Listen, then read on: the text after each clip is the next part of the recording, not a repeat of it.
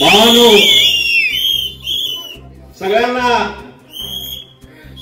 म्हणजे जिल्ह्यातच हे आश्चर्य घडण्याचं कारण, त्याला कारण म्हणजे महादेवराव महाडिक साहेब आहेत, एवढं लक्षात ठेवा. कारण हे असं घडण्याचं कारण, महायुतीला पाठिंबा द्यायचं कारण मी भावानो तालुक्यामध्ये प्रत्येक गावामध्ये जाऊन गेल्या 2 महिन्या पाठीमाग प्रत्येक गावामध्ये जाऊन विचारलं, म्हणजे दौरा केला. एक असं कार्यकर्त्यांचं सगळ्यांचं म्हणणं होतं की तुम्ही यावेळी उभा करू नका सीट, आणि तुम्ही कुणालाही महायुतीला पाठिंबा द्या, आणि त्यांच्याकडनं काय तर भविष्यात एखादी कुठं तर जागा सुटत असतील, इथली सुटू दे, कोल्हापूर जिल्ह्यातली कुठलीही सुटू दे, सांगली जिल्ह्यातली सुटू दे, 1-2 जागा सोडवून घ्या आणि तुमच्यासाठी काय तर बांधून घ्या, असं कार्यकर्त्यांचं आव्हान आलं. त्याच्यानंतर मी नेत्यांना सांगितलं, मी नेताच मानतो, अजूनही राजू शेट्टी आमचा नेताच आहे, तर भले काही म्हटले तर मी चळवळीचा हा बाप आहे राजू शेट्टी. मला कितीही टीका केली तर चळवळी बाबतीत राजू शेट्टी हा बापच आहे. काही चुका त्यांच्या आपल्याला योग्य वाटले नाहीत. मी ऊस परिषदेमध्ये जाहीर सभेत सांगितलं, काही या कार्यकर्त्यांचं सगळ्यांचं ऐकून तालुक्यामध्ये बऱ्याच ठिकाणी फोन केलं, काय निर्णय घ्यायचा, माझा निर्णय असा घ्यायचा असा विचार आहे,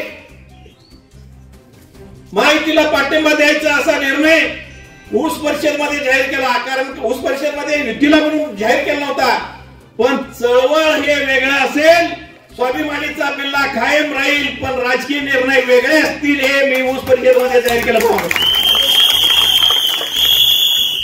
त्याच्या नेत्याने विचार करायला पाहिजे होता, येता सावकर मालनाईक असं का बोलायलाय.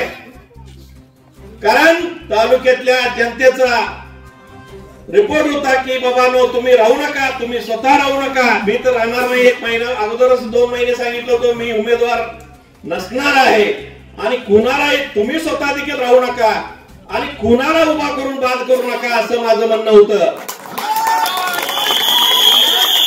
कारण तुम्ही चळवळ काय संपणार नाही, हे लढवलं नसतं तर काय फरक पडलं नसतं, पण त्यांना ते पटलं नाही, म्हणून मी महायुतीला पाठिंबा द्यायचं ठरलं. मुख्यमंत्री महोदयांना कारण का निर्णय घेतलो, कारण हे बघितलं तर आता शेतकऱ्यांच्या प्रश्नासाठी आपला 100 रुपयाचा मागचा विषय, मागचा आपण 100 रुपये मागितलं होतं, ते मुख्यमंत्री महोदयांनी पत्र देऊन शेवटला का असे ना ते 100 रुपये पदरात पडलं. आणि बाकीचे विषय ठरलं तर लाईट बिलाचा शेतकऱ्यांच्या विषयावर त्यांचा मुख्यमंत्री महोदयांचा 7.5 HP पर्यंत माफ करण्याचं काम लाईट बिलाचं कोण केले असतील तर पहिला मुख्यमंत्री असेल हे लाईट बिल माफ करणारा. शेतकऱ्यांच्या विषयावर हे लाडकी बहीण योजना असेल, महिलांचं बहिला भगिनींना कोण आतापर्यंत भाऊ घालत नाही. 1000 रुपये 7,500 रुपये जमा झालेले खात्यावर, लक्षात ठेवा.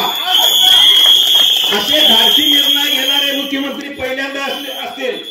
कारण मी बऱ्याच गोष्टी मुख्यमंत्री महोदयांना, यड्रावकर साहेब असतील, आम्ही सगळ्यांनी मी भेटलो तिथं आणि सांगितलं असे निर्णय, बरेच प्रश्न शेतकऱ्यांचे आहेत, त्यासाठी तुम्ही प्राधान्य शेतकऱ्यांना द्यावं, कारण तुम्ही धाडसी निर्णय घेता.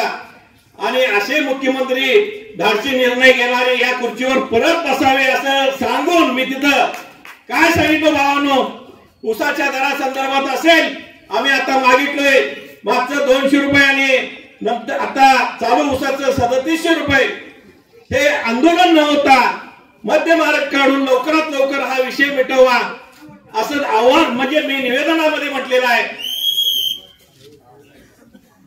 हा सगळा विषय लक्षात घेऊन शेतकऱ्यांच्या प्रश्नावर महायुतीनं चांगल्या पद्धतीनं, म्हणजे भले कोण काही म्हणत असतील तर हा निर्णय शेतकऱ्यांच्यासाठी, कारण आपण ज्यावेळी सोडलो त्यावेळी जर सोडलं नसतो तर आज लईच फायदा झाला असता, एवढं लक्षात ठेवा. ज्यावेळी 2.5 वर्षे महायुतीची सरकार होते त्यावेळी आपण सोडायला नको होतं असं गोपीनाथ मुंडे साहेबांनी आम्हाला तिथं नेलं, आणि ते 2.5 वर्षात का सोडलं हे तुम्हाला सगळ्यांना माहित आहे. सगळं उलगडा करण्याची गरज नाही.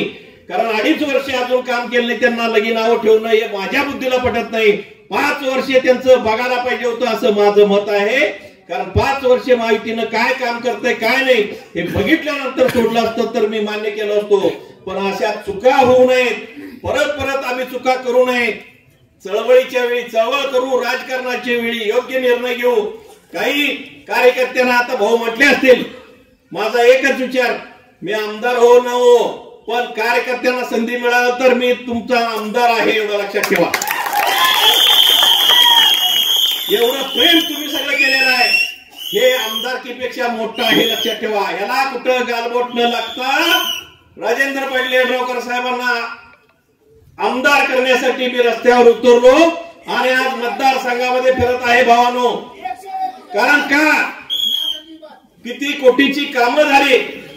यड्रावकर साहेबांना मी पहिला एकच काम सांगितलं निवडून आल्या साहेब, हा शशिकला शेंट्रींचा रस्ता अर्ध केलेला आहे आणि तुम्ही अर्ध करायला लागतंय. साहेबांनी न कुणाला विचारताय पत्र दिले आणि ते काम करून टाकले. दुसरं काम, ग्रामीण रुग्णालय मंजूर झालं, ते जयशिंगपूरला मंजूर होतं, प्राथमिक आरोग्य केंद्र इथं मंजूर होतं उदगावला. साहेबांनी, कारण का मी जिल्हा परिषद असताना ते जिल्हा ग्रामीण रुग्णालय मंजूर नव्हतं, त्यांनी ग्रामीण रुग्णालय मंजूर आणलं. मी उदगावला ते प्राथमिक आरोग्य केंद्र आणायचं होतं. साहेबांनी सांगितले त्यापेक्षा एक मोठा सुसज्ज असं दवाखाना आपण बांधूया, इथं ग्रामीण रुग्णालय बांधूया. बाकीच्या, कारण जागा मोठी आहे तिथं जागा कमी आहे असं मला बोलवून, म्हणजे असा नेता, कारण मला तिथं बोलवले जागेवर आणि त्यांनी सांगितले ह्या पद्धतीने आपण करूया, ही जागा फायनल करूया आणि ते ग्रामीण रुग्णालय इथं बांधूया आणि ते प्राथमिक आरोग्य केंद्र तिथंच राहू दे.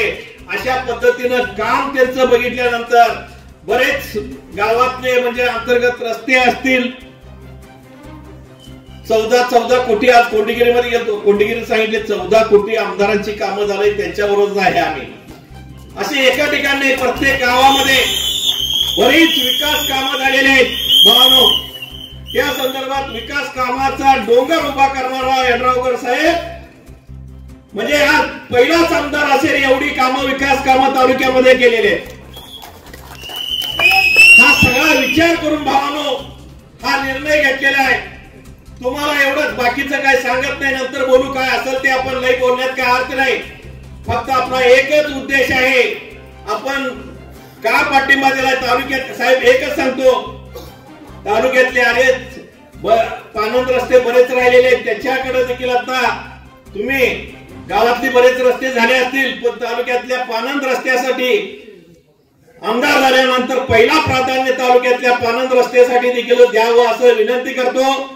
आणि तुम्ही सगळ्यांनी भावानो वेळ बराच झालेला आहे, सगळ्यांनीच तालुक्यातल्या मी सगळ्यांना आव्हान करतो, कारण उद्याच 20 तारखेला जे मतदान करणार आहे 5 नंबरला शिट्टी आहे आणि तुम्ही सगळे उच्चांकी, मी उदगाव मधनं एवढंच सांगतो, बाकी मी आता फिरायला येणार नाही.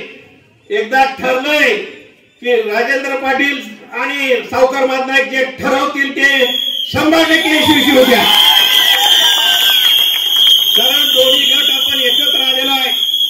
सगळ्यांनी तुम्ही भावांनो मोठ्या संख्येनं 5 नंबरची शिट्टी दाबून मोठ्या मताधिक्यानं उदगाव मधनं मतदान करावं एवढं आव्हान तुम्हाला करतो भावांना. आणि 2 मिनिटाचं मला संपवतो. जय हिंद, जय भारत.